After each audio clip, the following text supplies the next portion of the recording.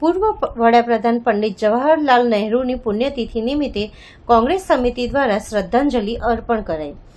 દેશના પ્રથમ વડાપ્રધાન પંડિત જવાહરલાલ નહેરુની પુણ્યતિથિ નિમિત્તે વડોદરાના નહેરુ ભવન ખાતે પુષ્પાંજલિ અર્પણ કરાઈ હતી। આ પ્રસંગે કોંગ્રેસ અગ્રણીએ જણાવ્યું કે આઝાદીની લડતમાં 1000થી વધુ દિવસ જેલ ભોગવનાર નહેરુજીએ આધુનિક ભારતના નિર્માણમાં મોટું યોગદાન આપ્યું હતું। તેમણે ભાખરા નાગલ ડેમ, ઇસરો, આઈઆઈટી અને આઈઆઈએમ જેવી મહાન સંસ્થાઓની સ્થાપના કરી દેશને મજબૂત કર્યો હતો। વધુમાં તેમણે ઉમેર્યું કે નહેરુજી સાચી લોકશાહીમાં માનતા હતા, જ્યાં વિરોધ પક્ષને પણ પૂરી સ્વતંત્રતા મળતી। ચૂંટણીમાં હાર જીતથી પર થઈને તેમની વિચારધારા પર ચાલવાથી જ પક્ષ અને દેશ બંને મજબૂત બનશે। આ કાર્યક્રમમાં કોંગ્રેસના પ્રમુખ, વિપક્ષના નેતા ચંદ્રકાંત શ્રીવાસ્તવ સાથે કોંગ્રેસના કાર્યકરો અને સ્થાનિક નગરસેવકો ઉપસ્થિત રહ્યા હતા। વધુમાં વિપક્ષી નેતા ચંદ્રકાંત શ્રીવાસ્તવે જણાવ્યું હતું, આજે પંડિત જવાહરલાલ નહેરુ જે દેશના પ્રથમ પ્રધાનમંત્રી હતા, એમની પુણ્યતિથિ છે। આ નહેરુ ભવન એટલે આપણા રણજીતભાઈ ચૌહાણે આમની પ્રતિમાની સ્થાપના કરેલી છે। આપ સમજો કે એમને દેશની આઝાદીની લડાઈ લડી, 1000 દિવસ કરતાં જેલમાં વધારે રહ્યા, આઝાદી પછી પ્રધાનમંત્રી બન્યા પહેલાં। અને એમની पहले થી थॉट ये थी कि इस देश में कोई भूखा नहीं सोना चाहिए, हर व्यक्ति को रोजगार मिलना चाहिए और हर व्यक्ति को स्वतंत्रता मिलनी चाहिए। आ बधी थॉट અને વિચારધારા લઈને ચાલ્યા। સૌથી પહેલાં ભાખરા નંગલ ડેમ, દામોદર ડેમ, ઇસરો બનાવ્યું, આઈઆઈટી બનાવી, આઈઆઈએમ બનાવ્યા, એવી હજારો સંસ્થાઓ ઊભી કરી દેશની અંદર। ચાઇનાના યુદ્ધ હાર્યા પછી એમને ડિફેન્સમાં પણ સારી એવી પ્રગતિ બનીને દેશને મજબૂત બનાવ્યું। મારું કહેવાનો ભાવાર્થ એ છે કે લોકશાહીની અંદર સાચી લોકશાહી ત્યારે જ હોય જ્યારે પ્રતિપક્ષ એટલે વિરોધ પક્ષને બોલવાની તાકાત મળે, એનાથી તમને જાણવાનું મળે છે, અને એ સાચી લોકશાહીમાં માનતા હતા। આજે જે ફલ જોઈએ આપણે જોઈ રહ્યા છીએ, જો बीज जो बोके गए हैं उसके फल आज लोग चाख रहे हैं। પણ એ ફલ શું હતા? જે સંસ્થાઓ ઊભી કરી, જેના લીધે લોકો ભણ્યા, જેના લીધે લોકો આગળ આવ્યા, અને જેના લીધે આગળ આવ્યા પછી જે સોચ અને થોટ મૂકીને ગયા છે, એનાથી દેશ આગળ વધી રહ્યો છે। મારું માનવું છે કે એમની વિચારધારાને લઈને આપણે આગળ વધીએ। આગળ વધીશું તો ભલે હાર જીત થાય, પણ થોટ અને વિચારધારા નહીં બદલવી જોઈએ, એવું મારું સ્પષ્ટ માનવું છે। અને એવું જ જવાહરલાલ નહેરુ માનવું હતું। મારું માનવું છે કે એમની બનાવેલા રસ્તા ઉપર આપણે ચાલીશું તો કોંગ્રેસ પાર્ટી મજબૂત થશે અને આગળ વધશે, અને આ દેશ મજબૂત થશે। એ સૌથી મોટી અગત્યની વાત છે। કમિશનર સફાઈ અભિયાનમાં વ્યસ્ત અધિકારીઓએ કુબેર ભવનને બનાવ્યું કચરાપેટી। ભયજનક બિલ્ડિંગમાં ધમધમતી ઓફિસોમાં જ ગંદકીનું સામ્રાજ્ય જોવા મળ્યું।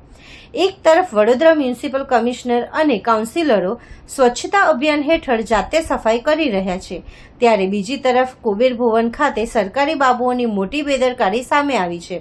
છેલ્લા 6 મહિનાથી અહીં કચરાનું સામ્રાજ્ય સ્થપાયું છે।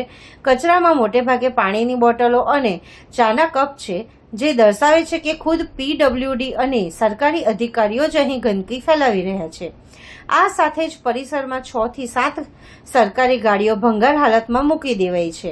આ વાહનો સામાન્ય રિપેરિંગથી ચાલી શકે તેમ હોવા છતાં નવી ગાડીઓ ખરીદવાના મોહમાં તેને વેડફવામાં આવી રહ્યા હોવાનો આક્ષેપ છે। સૌથી ગંભીર બાબત એ છે કે તંત્ર આ બિલ્ડિંગને 1 વર્ષથી બિલ્ડિંગ ભયજનક જાહેર કરી છે। આમ છતાં જીવના જોખમે નીચે સરકારી ઓફિસો ધમધમી રહી છે અને સેંકડો અરજદારો અહીં આવે છે। ઉચ્ચ અધિકારીઓએ આ સુરક્ષા ગતિ અને સરકારી મિલકતોના દુરુપયોગ પર તાત્કાલિક પગલાં લે તેવી માંગ સામાજિક કાર્યકર રાજેશ માળીએ કરી છે। એક તરફ વડોદરા મહાનગરપાલિકાના કમિશનર શ્રી જાતે જ્યારે સફાઈ અભિયાનમાં પોતાનું યોગદાન આપતા હોય, જાતે સાફ સફાઈ કરતા હોય, અને અધિકારીઓ અત્યારે તમે જોશો કુબેર ભવનની બાજુમાં છેલ્લા ઘણા સમયથી 6 મહિનાથી કચરાનું સામ્રાજ્ય છે। સાથે સાથે 6 થી 7 ગાડીઓ એવી છે ભંગાર હાલતમાં કરી દીધી છે। ખરેખર જોને મેન્ટેનન્સ કરવામાં આવે ને રિપેર કરવામાં આવે તો તૈયાર ગાડીઓ થઈ જાય એવી છે, પણ નવી ખરીદવા માટે આ લોકોએ જૂની ગાડીઓને ભંગાર કર્યું છે। અને બીજી તરફ જો જ્યારે જોવા જઈએ તો કાઉન્સિલરો જાતે સાફ સફાઈના અભિયાનમાં જોડેલા છે, વોર્ડ ઓફિસરો જોડેલા છે, તો અહીંયા આગળ જે અધિકારીઓ છે, જે કહેવામાં આવે PWDના અધિકારીઓ, એ પોતે જાતે જ અહીંયા આગળ સાફ સફાઈ કરવાની જરૂર છે. અને જે અધિકારીઓ છે એ પોતે જ અમને કચરો ઠાલવેલો છે. કારણ કે તમે જોશો પાણીના બોટલો ઘણા બધા છે, ચાના કપો પડેલા છે, જમવાનું છે, તો બહારથી તો કોઈ આગળ આવતું જ નથી. આ સરકારી જ કચેરી છે ને એક તરફ ભયજનક બિલ્ડિંગના બોર્ડો લગાવેલા છે અને નીચે ઓફિસો ધમધમી રહી છે. તેનું કારણ શું? છેલ્લા 1 વર્ષથી ભયજનકના બોર્ડ લાગેલા છે અને એક તરફ ભયજનક લોકો અહીંયા આગળ આવી રહ્યા છે અને ઓફિસો ધમધમી રહી છે. એટલે સૌ પ્રથમ તો આ તમામ વસ્તુઓ ધ્યાને લેવી એ જ મારી માંગ છે. રાજેશ માળી. ખાસવાડી સ્મશાન ખાતે 10 પિંડ વિધિની નવીનીકરણ કામગીરી મુદ્દે મહારાષ્ટ્રીયન સમાજના આગેવાનો મળ્યા સાંસદને. વડોદરા મહાનગર સેવા સદન સાંસદ અને ગુજરાત રાજ્યના દંડક સમક્ષ રજૂઆત છતાં કામગીરી શરૂ ન થતાં રોષ વ્યક્ત કરાયો. મામલાને ગંભીરતાથી લઈ વડોદરાના યુવા સાંસદ હેમાંગ જોશીએ સમાજના આગેવાનોને કલેક્ટર કચેરી સ્થિત કાર્યાલય ખાતે બેઠક માટે બોલાવ્યા. મુલાકાતમાં સમાજના પ્રતિનિધિઓની રજૂઆત સાંભળી 10 પિંડ વિધિની નવીનીકરણ કામગીરીનો યોગ્ય અને ઝડપી ઉકેલ લાવવાની ખાતરી સાંસદ દ્વારા અપાઈ.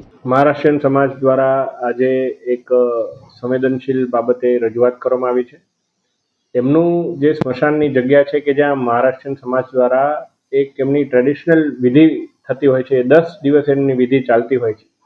અને આ વિધિ જે જગ્યા પર ચાલતી હોય છે ત્યાં ખાસવાડી સ્મશાનની એ જગ્યા પર હજુ સુધી જે રિનોવેશનનું જે કામ છે એ હજુ શરૂ નથી થયું. અને એમને કોઈ પ્રકારનું અસમંજસના અત્યારે સ્તરમાં એમને લાગી રહ્યું છે કે આ જે ખાસવાડી સ્મશાનનું જે મહારાષ્ટ્રીયન સમાજવાળો જે ભાગ છે એ જગ્યાનું નવીનીકરણ થવાનું છે કે નહીં. એટલે આ બાબતે યોગ્ય સ્પષ્ટતા મેળવવા અને જમીનની હકીકત શું છે જાણવા માટે મેં એમને બાંહેધરી આપી છે કે આજે 2:30 વાગે હું ત્યાં ખાસવાડી સ્મશાનની જે મહારાષ્ટ્રીય સમાજવાળી જે જગ્યા છે એની મુલાકાત પણ લેવાનો છું. અને એકવાર આપણને સ્પષ્ટતા મળે કે આ CSR હેઠળ કામ થવાનું છે કે કોર્પોરેશન દ્વારા થવાનું છે, ત્યારબાદ સંબંધિત અધિકારીઓને સૂચના આપી અને વહેલામાં વહેલી તકે એમની જે લાગણી છે ને માંગણી છે એનો ઉકેલ આવે એ માટે પ્રયત્ન કરવામાં આવશે. મહારાષ્ટ્રીયન સમાજ એ વડોદરાની સંસ્કૃતિને અકબંધ રાખવામાં ખૂબ મોટો ફાળો ભજવે છે. અને જ્યારે એ લોકોને આ પ્રકારની કોઈ કનડગત થતી હોય તો અમે સૌ ટીમ વડોદરા ભારતીય જનતા પાર્ટી એમની સાથે છે અને આમનો ઉકેલ વહેલામાં વહેલી તકે લાવશું એ બાબતની ખાતરી આપું છું. યુવકનું અપહરણ કરનારા ઈસમોને ગણતરીના કલાકોમાં ઝડપી પાડતી અટલાદરા પોલીસ. ભોગ બનનાર યુવકની ફરિયાદના આધારે પોલીસે ત્વરિત કાર્યવાહી હાથ ધરી તમામ આરોપીઓની ધરપકડ કરી પોલીસે શરૂ કરી કાયદેસરની આગવી સરભરા. ગુનામાં વપરાયેલ વાહન અને અન્ય મુદ્દામાલ કબજે કરવા તજવીજ શરૂ. પોલીસની આ ઝડપી અને કડક કાર્યવાહીથી ગુનેગારોમાં ફોલાયો ફફડાટ. અટલાદરા પોલીસ સ્ટેશનમાં એક યુવકને નગ્ન કરી માર મારી તેની મોબાઈલ અને પૈસાની લૂંટ કર્યા બાબતનો એક ગુનો અટલાદરા પોલીસ સ્ટેશનમાં નોંધવામાં આવેલ છે. જેમાં હકીકત એવી છે કે તારીખ 7/6/2025ના રોજ ફરિયાદી નામે એતરાજસિંહ કલ્યાણસિંહ બારિયા જે ઝાયડસ હોસ્પિટલની પાસે રહે છે પાર્વતીનગરમાં, અને આ જે આરોપીઓ છે પ્રતીકસિંહ રાજપૂત, પછી અનિલ સાહાની, અક્ષય મિશ્રા, આકાશ થાપા, મનોજ યાદવ, તરુણ યાદવ અને રોહિત નામના વ્યક્તિઓએ ભેગા મળી એને એક કારમાં અપહરણ કરી લઈ જઈ અને અવાવરૂ જગ્યાએ લઈ જઈને તેને નગ્ન કરી અને એને મારવામાં આવેલ અને તેનો વિડીયો ઉતારી અને તેની પાસેથી એક મોબાઈલ તથા પાકીટમાંથી 500ના દરની 20,000ની લૂંટ કરી ગુનો કરેલ છે. એ બાબતે આ જે આરોપીઓ છે એ પૈકીના 4 આરોપીઓને પોલીસે તાત્કાલિક ધરપકડ કરેલ છે અને આગળની તપાસ હાલમાં ચાલુ છે. ઘટના 1 વર્ષ પહેલા બની તો અત્યાર સુધી પોલીસ પાસે કોઈ વિગત નહોતી. શું હતું મામલો? આમાં વિગત એવી છે કે જે ફરિયાદી છે એને આ જે આરોપીઓ છે એને ધમકી આપી કે તું પોલીસને જાણ કરીશ કે તારા ઘરે જાણ કરીશ તો તને જાનથી મારી નાખીશું. એ બીકમાં એ જે તે વખતે ફરિયાદીએ કોઈ ફરિયાદ આપેલી નહીં કે એના ઘરે પણ જાણ કરેલી નહીં, પણ એના મિત્રને ખબર પડતા એના મિત્ર એના ઘરે જાણ કરતા એ ત્યારબાદ પછી અહીંયા પોલીસ સ્ટેશન ફરિયાદ આપે. આરોપીઓનો ગુનાહિત કેસ છે ખરો કોઈ? હા, આરોપીઓનો ગુનાહિત ઇતિહાસ છે. આરોપીઓ છે જે આ પ્રતીક રાજપૂત છે એના વિરુદ્ધમાં અટલાદરા પોલીસ સ્ટેશનમાં ગુનો નોંધાયેલ છે. અગાઉ એવું જાણવા મળેલ છે કે એના વિરુદ્ધમાં ગોત્રી પોલીસ સ્ટેશનમાં એક મર્ડરનો ગુનો નોંધાયેલ છે. ત્યારબાદ આ આરોપી તરુણ યાદવ, એની વિરુદ્ધ પણ 3 ગુના નોંધાયેલ છે. માંજલપુરમાં 2 ગુના છે, એક અટલાદરા પોલીસ સ્ટેશનમાં છે. પછી ત્રીજો આરોપી છે આકાશ થાપા, એની વિરુદ્ધમાં કુલ 6 ગુના અટલાદરા અને જેપી રોડ ને માંજલપુર પોલીસ સ્ટેશનમાં નોંધાયેલ છે. ત્યારબાદ મનોજ યાદવ, તેની વિરુદ્ધમાં પણ જેપી રોડ પોલીસ સ્ટેશનમાં અને માંજલપુર પોલીસ સ્ટેશનમાં એમ કરીને કુલ 2 ગુના નોંધવામાં આવે છે. આટલા બધા ગુના નોંધાય શું આ આરોપીઓને પોલીસનો કોઈ ડર નથી? એક પછી એક ગુના નોંધાય છે તેમ છતાં તેમની પ્રવૃત્તિઓ ચાલુ જ છે. આરોપીઓ વિરુદ્ધ અહીંયા ધરપકડ કરવામાં આવે છે. તાત્કાલિક એની વિરુદ્ધ કડકમાં કડક કાર્યવાહી કરવાની પ્રવૃત્તિ ચાલુ છે. આરોપીઓ છે એ ગેંગ બનાવી ફરી ગયા છે, આખી ગેંગમાં ફરી ગયા છે. એ દિશામાં તપાસ હાલમાં અમારી ચાલુ છે અને જે પણ તપાસ દરમિયાન મળી આવશે તે પ્રમાણે એની વિરુદ્ધ કાયદેસરની કાર્યવાહી કરવામાં આવશે. સાહેબ, કઈ કલમો લગાવી અને ગુનો દાખલ કરવામાં આવે? અત્યારે લૂંટની કલમ અને અપહરણની કલમ અને રાયોટિંગની કલમ લગાડવામાં આવે છે. આ લોકોની આરોપીઓ પાસે જે ગુનામાં વપરાયેલ હથિયાર છે એ કબજે લેવામાં આવેલ છે અને જે બીજા હથિયારો છે કે બે બાબતે હાલમાં તપાસ ચાલુ છે. આ લોકો પર એટલા ગુનાઓ છે, ગુનાહિત ઇતિહાસ ધરાવે છે, આ લોકો માથાવારે શક્ય છે. ગુના નોંધાયેલા છે અને પોલીસે કાયદેસરની કાર્યવાહી પણ કરેલ છે અને હાલમાં પણ જે ગુનો દાખલ કરી એને સખતમાં સખત કાર્યવાહી કરવાની તજવીજ ચાલુ છે. વિસ્તારની અંદર લોકોની આ પણ માંગ છે, જ્યારે આ લોકો વિસ્તારની અંદર ફરે છે તો પણ આખો ટોળો જે આખો જો તમે ગુનાહિત ઇતિહાસવાળા લોકોએ નામ લીધું, આ લોકો ટોળામાં જ ફરે છે. એ તો એક ખોફ પેદા કરવાની કોશિશ થઈ વિસ્તારની અંદર. એવી હકીકત જાણવા મળેલ નથી, પરંતુ જો એ પ્રમાણે જે કંઈ જાણવા મળશે અને કંઈ પણ ફરિયાદ આવશે એના પર તાત્કાલિક પગલાં લેવામાં આવશે. હા, ગુનાહિત જે છે એનો ઇતિહાસ એ જોતા આગળની જે અટકાયતી પગલાં જે પ્રમાણે થતા હશે એ પ્રમાણે કાયદેસરની કાર્યવાહી કરવામાં આવશે. આ પોલીસની જે કાર્યવાહી છે અસરકારક એમની વિરુદ્ધમાં અટકાયતી પગલાં લેવાની જે કાર્યવાહી છે એ પણ કરવામાં આવે છે. અવારનવાર ચેકિંગ પણ કરવામાં આવે છે અને પોલીસ દ્વારા આવા તત્વોને શોધી કાઢી અને તે વિરુદ્ધ કાયદાની જે જોગવાઈ છે એ પ્રમાણે અસરકારક કાર્યવાહી કરવામાં આવે છે. સુરેન્દ્રનગર જિલ્લાના ધાંગધ્રા તાલુકા પંચાયતના પ્રમુખ માયા બાબંતા ઉપલેટા તાલુકાના ગધેથળ ગામ આવેલ ગાયત્રી આશ્રમ ખાતે શ્રી લાલબાપુના આશીર્વાદ લેવા પધાર્યા. ત્યારે ગામ લોકોએ દ્વારા તાલુકા પંચાયતના પ્રમુખ બનવા બદલ ખૂબ ખૂબ અભિનંદન પાઠવ્યા અને જે ગામ લોકોએ મને હોદ્દો અને તાલુકા પંચાયતના પ્રમુખ બનાવ્યા છે તે બધાનો આભાર વ્યક્ત કર્યો. હું પ્રમુખ થાય ત્યારે કોઈપણ સમાજની સાચી રીતે જ પ્રગતિ કરી શકે જ્યારે તેની સ્ત્રી પણ પૂર્ણ પડદા કરતી હોય. એક સાચી રાજપૂતાણી તો જ કહેવાય કે જ્યારે એને મન પોતાના અને પોતાના પરિવાર કરતાં દેશનું હિત સર્વોપરી હોય. આજ આવી જ ભાવનાને ઉજાગર કરવા મને સોંપેલી જવાબદારી ઉત્તમ રીતે બચાવવા હું કટિબદ્ધ છું અને સમાજની તમામ દીકરીઓને સલાહ આપું છું કે ભણી ગણીને દરેક ક્ષેત્રે આપણે આપણા સમાજનું અને દેશનું નામ ઉજાડીશું. આપણા સમાજમાં પણ આપણે પુનરાતન કાર્તિક ગણેશ સ્ત્રીઓ દ્વારા શાસન ધોરા સંભાળવા આવતી જ હતી. ત્યારે આજ રોજ ઉપલેટા તાલુકાના ગધેથળ ગામે લાલબાપુના આશીર્વાદ લેવા માટે આવીશ તો હું તે પૂર્ણ કરું છું અને હું ગામના અમારા ક્ષત્રિય સમાજના બહેનોને અને ભાઈઓને બધાને સારી રીતે અને નિસ્વાર્થ કામ કરીશ એવી બાપુ પાસે મેં આશા વ્યક્ત કરી હતી. મારું નામ માયાબા દેવેન્દ્રસિંહ ઝાલા છે. ધાંગધ્રા તાલુકા પંચાયતના પ્રમુખ તરીકે મારી નિમણૂક થઈ છે. આજે ગધેથર બાપુના આશીર્વાદ લેવા માટે અમે પધાર્યા છીએ. બાપુએ આશીર્વાદ પણ આપ્યા છે કે તમે આગળ વધો, સેવા કરો, આપણા સમાજના દીકરીઓને આગળ લાવો. જ્યારે સ્ત્રી તેના પરિવાર થકી આગળ હોય તો ત્યારે એના નારી સશક્તિકરણનું જ એક ઉદાહરણ હોય છે. સ્ટોપ કરતા જાઓ. ગુજરાત પાગા વિસ્તારના રહીશો પાણીની સમસ્યાથી ત્રાહિમામ થઈ આજે સયાજીબાગ પાણીની ટાંકી પહોંચીને વિરોધ પ્રદર્શન કર્યું. વડોદરાના ફતેપુરા અસલમ ક્વાર્ટર સામે આવેલા હજુરાત પાગા ટેકરા વિસ્તારની 55 પરિવારો છેલ્લા 1.5 વર્ષથી પાણીની ગંભીર સમસ્યાનો સામનો કરી રહ્યા છે. સ્થાનિકોના આક્ષેપ મુજબ વિસ્તારમાં પૂરતું પાણી મળતું નથી અને જે આવે છે તે અત્યંત દૂષિત હોય છે. આ ગંદુ પાણી હોવાથી 2 મહિના પહેલા એક વૃદ્ધનું મોત નીપજ્યું હતું, જ્યારે અનેક બાળકો અને વડીલો ઝાડા ઉલટી તેમજ અન્ય બીમારીઓનો ભોગ બન્યા છે. નિયમિત વેરો ભરવા છતાં સુવિધા ન મળતા સ્થાનિક મહિલાઓએ કોર્પોરેટર અને તંત્ર સામે ભારે રોષ ઠાલવ્યો છે. તંત્ર દ્વારા 1 કલાક પાણી આપવાની વાત નકારીને રહીશોએ પહેલાની જેમ જ દિવસમાં 2 ટાઈમ શુદ્ધ પાણી આપવાની માંગ કરી છે. જો આ સમસ્યાનો ત્વરિત નિકાલ નહીં આવે તો સ્થાનિકોએ ઉગ્ર આંદોલન અને તોડફોડ કરવાની ચીમકી આપી છે.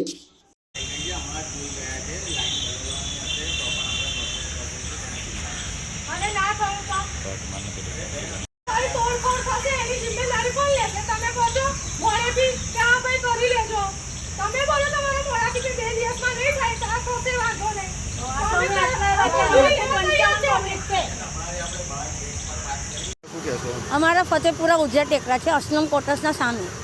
ત્યાંથી અમારા 55 ઘર છે. ત્યાં 55 ઘરમાં અમને પાણીની તકલીફ છે અને પાણી આવે છે પણ એટલું ગંદુ પાણી આવે છે કારણ કે મોટર વગર તો પાણી આવતું જ નથી. અને હવે જે મોટરમાં આવતું હતું ને એ મોટરથી પણ નહીં ખેંચાતું પાણી. આ બધા પાણી માટે તકલીફ કરે છે. 2 મહિના પહેલાં મારા સસરા એ પાણી પી પીને મરી ગયા. આ બેનની છોકરી જો હમણાં ઝાડા વામી થઈ ગયા છે. બીજા 3-4 બુજુર્ગ જે બીમાર પડીને પથારી બીમાર થઈ ગયા છે ઉંમરવાળા. હા, અમે શું કરવાનું? હવે આ સાહેબ કહે છે કે તમને કલાકનું પાણીનું અમે કરી આપો. અમને કલાક પાણીનું નથી કરવાનું, 2 ટાઈમ પાણીનું તમે કરી આપો. અને આ નિર્ણય આજની તારીખમાં નિર્ણય નહીં આવે ને તો આખા 55 માણસો અહીંયા આવીને તોડફોડ કરશે. કેટલા ટાઈમ થયા સમસ્યા? અમારા વર્ષથી ચાલુ છે, 1.5 વર્ષથી. કોર્પોરેટર લોકો આવે છે, ઇલેક્શનના ટાઈમમાં ભીખ માંગવા આવે છે. બધાના ઘરે ઘરે ભીખ માંગે છે. બેન અમને રોટલા આપો, અમને ચોખા આપો. અમારા ઘરનું લૂંટીને જાય છે એ લોકો. અમારું ભરતા નથી એ લોકો, અમારા ઘરનું લૂંટીને જાય છે એ લોકો. આશરે કેટલા લોકો અહીંયા રહે છે? આ લાઇટ બિલો, આ ઘર વેરા એ બધું અમારા પર જ છે, પબ્લિક પર જ છે. આ લોકો કંઈ નહીં કરતા કે ભાઈ તમને લોકોને અમે સલાહ સૂચન કરીએ છીએ. આશરે કેટલા લોકો ત્યાં રહે? અમારા આખો 55 ઘર છે. આગળ તમારી માંગણી શું છે? અમારી માંગણી 2 ટાઈમ પાણીની કરો, ચોખ્ખું પાણી આપો. શું કીધું તમને અહીંથી? અમને કહે છે કે તમને કલાકનું પ્રબંધ કરી આપશું. મેં કહ્યું કલાકે નહીં જોતું, 2 ટાઈમ પહેલાં જે અમને આવતું હતું એવું કરી આપો. કુસુમબેન. પવિત્ર અધિક માસનું ધાર્મિક મહત્વ અને દાનનો મહિમા. સનાતન ધર્મની વૈજ્ઞાનિક ગણતરી મુજબ દર 3 વર્ષે આવતા પવિત્ર અધિક માસનું વિશેષ મહત્વ છે. પૌરાણિક કથા અનુસાર આ મહિનાના કોઈ સ્વામી ન હોવાથી ભગવાન વિષ્ણુએ તેણે પોતાનું સર્વોત્તમ નામ પુરુષોત્તમ આપ્યું અને સ્વયં તેના સ્વામી બન્યા. આ માસમાં અધિકસ્ય અધિકમ ફલમ. આ સિદ્ધાંત મુજબ જપ, તપ અને તીર્થ સ્નાનનું અનેક ગણું પુણ્ય મળે છે. આ મહિનામાં વદ 11 તાંબાના પાત્રમાં તલ ભરીને દાન કરવું તેમજ અમાસે કાંસાના વાસણમાં 30 માલપુડા મૂકીને સંપુટ દાન કરવાનું અનોખું મહત્વ છે, જે બ્રહ્માંડના દાન બરાબર ગણાય છે. બાકી રહેલા દિવસોમાં ભક્તોને ધર્મ લાભ લેવા અપીલ કરાય છે. આ પુણ્ય પવિત્ર અધિક માસ કહેવાય. અધિક માસની અંદર આપણને ઘણા વખતે લાગે કે આપણો ધર્મ બહુ ગૂંચવાડા ભર્યો છે. આપણા ધર્મમાં બહુ જ ઘણી વખત 1100 બી આવતી હોય, ઘણી વખત પૂનમો બી આવતી હોય, ઘણી વખત એકમ બીજ ભેગાવતા હોય. પણ આપણા ઋષિમુનિ હોય આ સનાતન ધર્મની સ્થાપના કરી. આ સનાતન ધર્મની અંદર આપણા તમામ તિથિઓ, ઘડી, પળ એ પ્રમાણે ચાલતા હોય છે. અને એ પ્રમાણે એ વધઘટ થતાં 3 વર્ષ દરમિયાન 30 દિવસ વધે છે. 30 દિવસ એનો અધિક માસ થયો. અધિક માસ એટલે વધારાનો મહિનો. 12 મહિના હોય, કારતક, માક્ષર, પોષ, મહા, ફાગણ, 12 મહિના હોય, એમાં એ અધિક માસ. દરેક મહિનાઓનો સ્વામી છે, આનો કોઈ સ્વામી નહીં. આ મહિનામાં તમામ લોકોએ ધર્મ કાર્ય, પૂજા પાઠ, તમામ કાર્યો બંધ કર્યા. એથી આ માસમાં કાંઈ નિસ્તેજ થઈ ગયો. અધિક માસ નિશ્ચિત થયો એટલે અધિક માસ ભગવાન વિષ્ણુના શરણમાં ગયો. ભગવાનની આગળ રડવા લાગ્યો કે પરમાત્મા આ મારા મહિનાની અંદર કોઈ જ કાર્યો કરે નહીં. હાવ એટલે અધિક માસની પર ભગવાન વિષ્ણુ પ્રસન્ન થયા. પ્રસન્ન થઈ એમને આશીર્વાદ આપ્યા કે જા, દરેક મહિનાઓનો સ્વામી છે પણ આ મહિનાનો તારા અધિક માસ તો પોતે સ્વયં સ્વામી. તો આ મહિનામાં હું જ સ્વામી છું. આ મહિનામાં જે પણ કોઈ કાર્યો કરશે અધિકસ્ય અધિક ફલમ, એનાથી બીજા મહિના કરતાં અધિક ફળ પ્રાપ્ત થશે. એટલે એ ભગવાન વિષ્ણુએ આ મહિનાનું નામ આપ્યું પુરુષોત્તમ. એટલે બધા મહિના કરતાં ઉત્તમ, તમામ માસો કરતાં ઉત્તમ. આ માસમાં આપ પૂજા કરો, યજ્ઞ કરો, જપ કરો, વ્રત કરો, તીર્થોમાં નદીઓમાં સ્નાન કરો.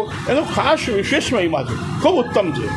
એટલે આ મહિનામાં જે પણ લોકો પૂજાપાઠ કરે, યજ્ઞો કરે, જપ કરે, તપ કરે, ઉપવાસ કરે, એનું અનંત પુણ્ય પ્રાપ્ત થાય છે.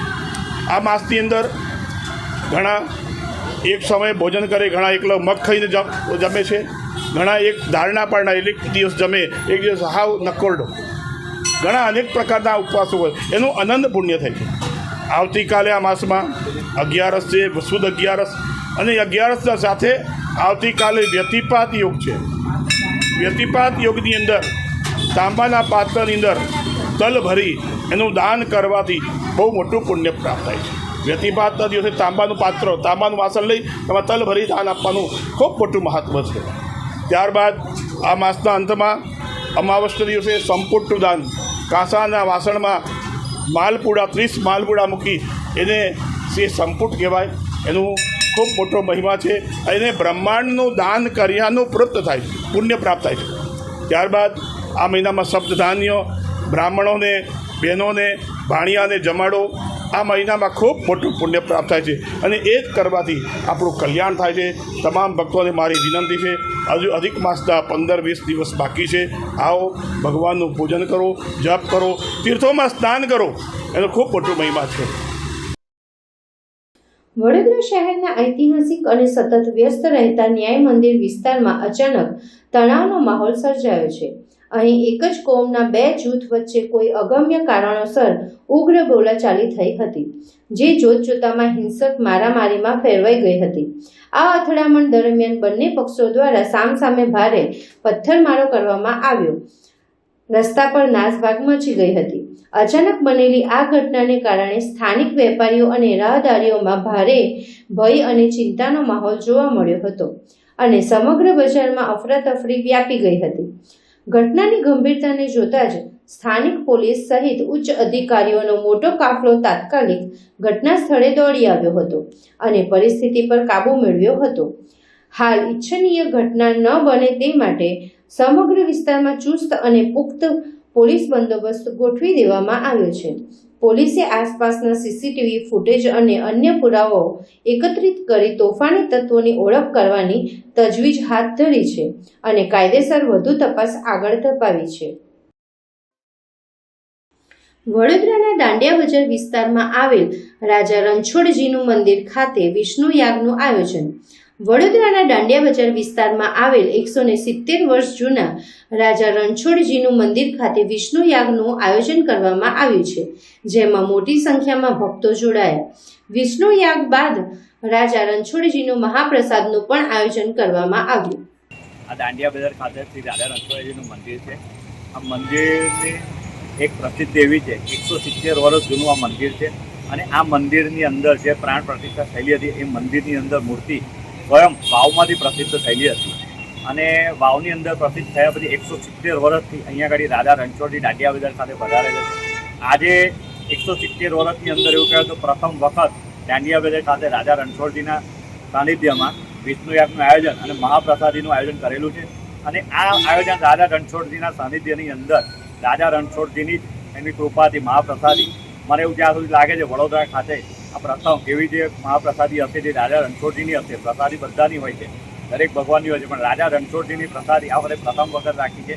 અને જે વખતે આની એક ખાસિયત એવી છે કે જે વખતે વડોદરા શહેરની અંદર ઘોડાપુર આવ્યું હતું ત્યારે અહીંયા આગળ એક માળ સુધી પાણી ભરાઈ ગયું હતું.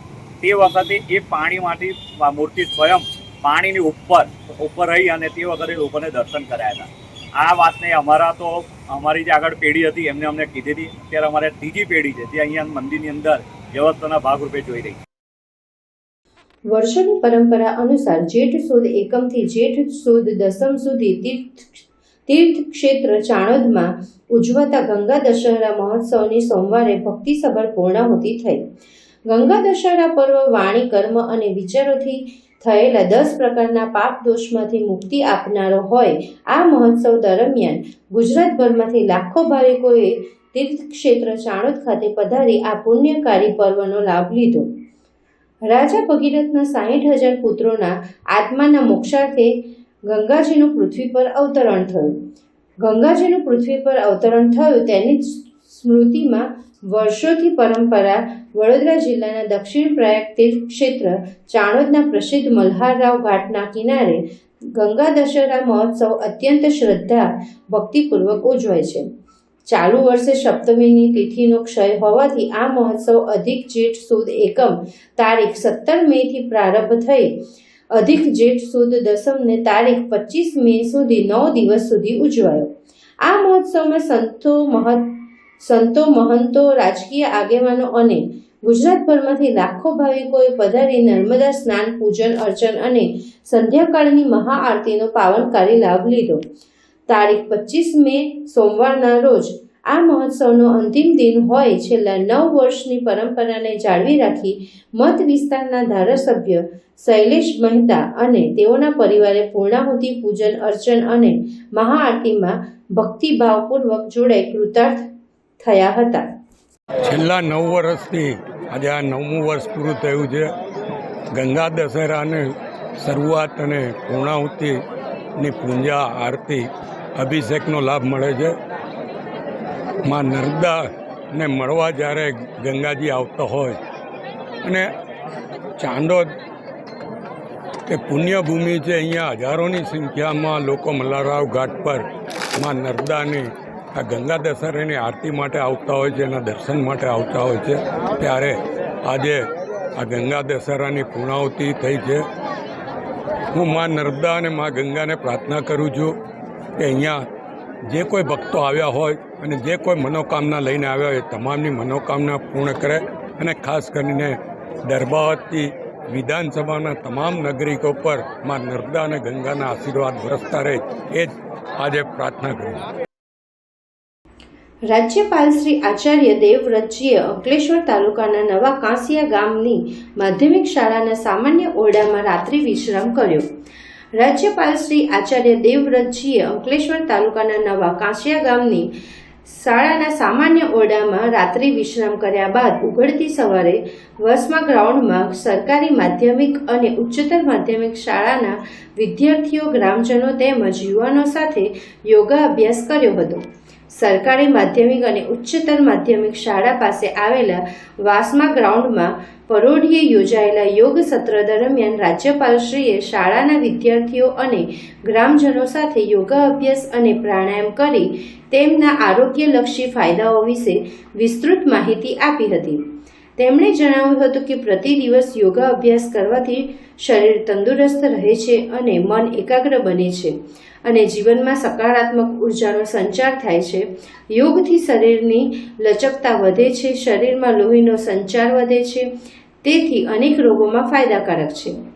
રાજ્યપાલશ્રીએ કપાલભાતિ, અનુલોમ વિલોમ, ભ્રામરી અને ભસ્ત્રિકા પ્રાણાયામના નિયમિત અભ્યાસથી શ્વસન તંત્ર મજબૂત બનતું હોવાનું પણ તેમજ ઊંઘ સારી અને તણાવ મુક્તિ માટે શવાસન, સર્વાઇકલ માટે વિવિધ આસનો બતાવી યોગ અને પ્રાણાયામને જીવનશૈલીનો ભાગ બનાવવા અનુરોધ કર્યો હતો.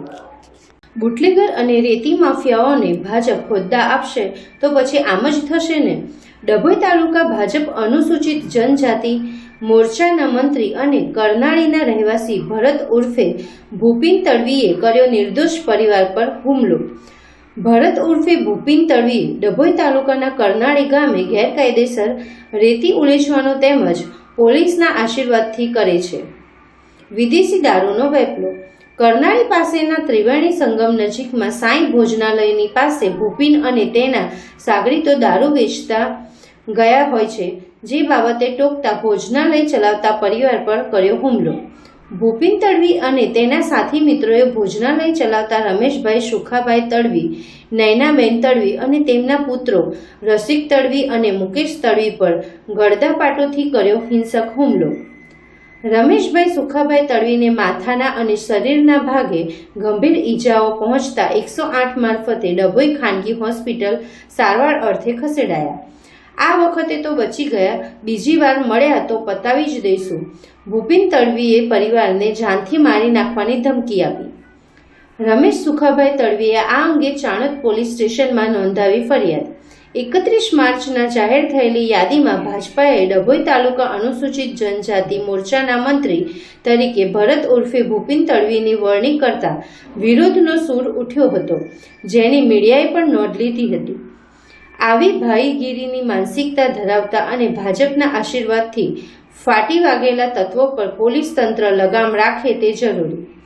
ભાજપ પક્ષ આવા તત્વોને થાબડવાને બદલે હોદ્દા પરથી દૂર કરે તે જરૂરી. મારી મમ્મી મારા પપ્પા હોટલે હતા. હોટલ ઉપર જઈને પેલો સુરેશ ને ભૂપિન દારૂ હાલતા હતા, દારૂ વેચતા હતા અને મારી મમ્મી જો મારી મમ્મી એવું કીધું કે અહીંથી એમ છે. મમ્મીને એવું કહેવા માંડ્યું કે તું અહીં શું છે એમ છે તેમ છે. કે મમ્મી જો માથાજી કરતો હતો અને મમ્મીને મારવા ઊભા થઈ ગયા અને ભૂપિન ને સુરેશ થઈને મારી મમ્મીને મારા પપ્પાને માથાના ભાગમાં ઝાપટ મારી દીધી છે. હળિયા અને ઝાપટને પાઇપો લઈને આવી ગયા હતા અને મારા પપ્પા છે ને તે જોવા જ ફોન આવ્યો કે બબલ થઈ. તે મેં તઈ ગયો ને ત્યારે મારા ભાઈને ને મને પીને માર્યો છે, મને ખભાના ભાગમાં મારેલો છે અને મોટા ભાઈ પેલા ભરવાડ સમાજના પીન આની આગો પીન ધમાલ કરેલી હતી અને પોલીસ કાયદેસર આની કાર્યવાહી કરે એવી અમારી માંગ છે. કેટલા જણ આવ્યા હતા? એ લગભગ 10-12 જણા આવ્યા હતા. કેટલા જણને વાગ્યું? અમને 4 જણને માર્યા હતા. કઈ આવ્યા છો અત્યારે? અત્યારે અહીં પ્રમુખ સ્વામીમાં દવાખાનામાં. શું કહે છે ડૉક્ટર? ડૉક્ટર એવું કહે છે કે પોલીસ આવે એટલે તમને એનું કહીએ. અગાઉ બી આવે? અગાઉ આ વ્યક્તિને બનેલું છે, ભરવાડ સમાજ છે ને એમને બી આવી રીતે ધમાલ કરીને ભરવાડ સમાજને માર્યા હતા.